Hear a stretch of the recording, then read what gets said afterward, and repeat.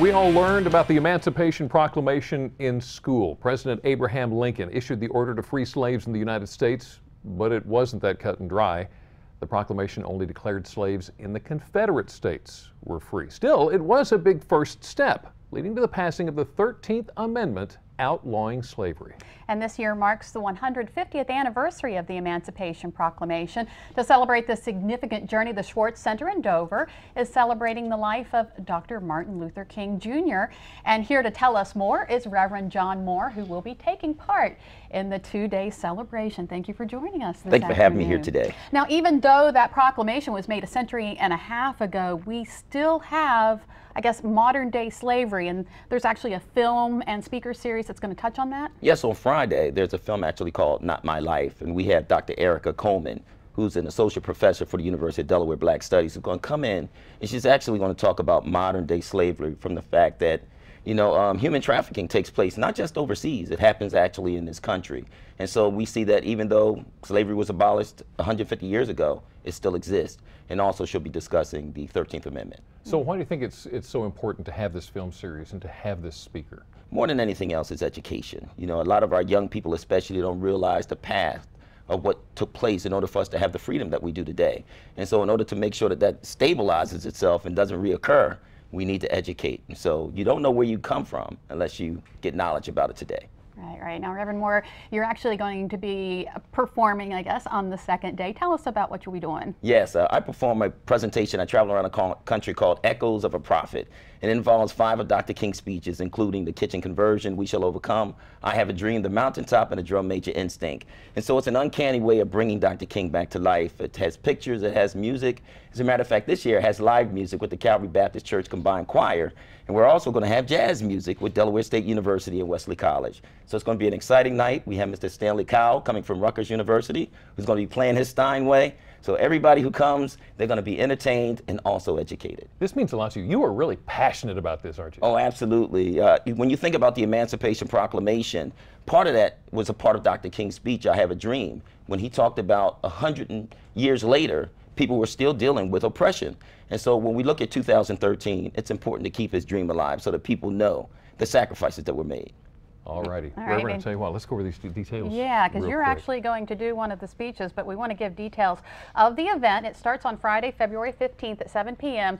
with the film and speaker series. Then on Saturday, February 16th at 7 p.m., Echoes of a Prophet. Saturday, February 16th at 7 p.m. Now the prices are $25 for adults. Seniors or members of the military get in for $22, and students and children are $12. All right, Reverend John Moore, take it away. And if America's to be a great nation, this must become true. So let freedom ring from the prodigious hilltops of New Hampshire. Let freedom ring from the mighty mountains of New York. Let freedom ring from the heightening Alleghenies of Pennsylvania. Let freedom ring from the snow-capped Rockies of Colorado. Let freedom ring from the curvaceous slopes of California. But not only that, let freedom ring from Stone Mountain of Georgia. Let freedom ring from Lookout Mountain of Tennessee. Let freedom ring from every hill and molehill in Mississippi, from every mountainside.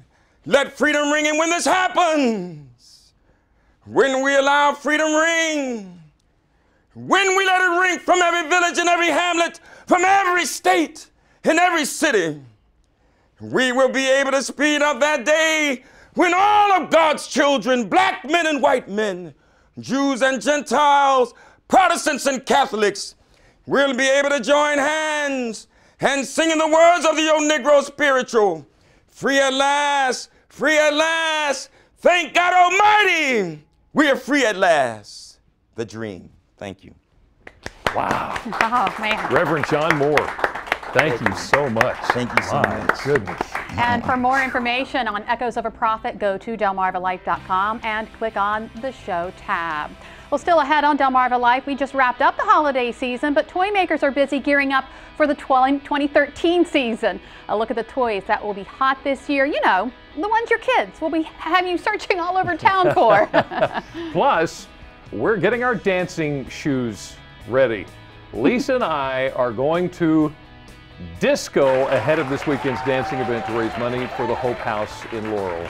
But first, ladies, many of us receive flowers this time of year. Rachel Ray has a handy how-to tip for all of those leftover vases. You know, if you're lucky enough to receive flowers a few times a year, well, you need a double-duty use for all of those leftover different sizes and shapes of plain glass containers. Take the larger vessel, put the smaller one inside it, put your water and your flowers in the smaller vase, and then you can use the outer surface there to trap in sliced citrus, flower buds, herbs. Here's one we did just with lemons, my mom's favorite. Isn't that adorable?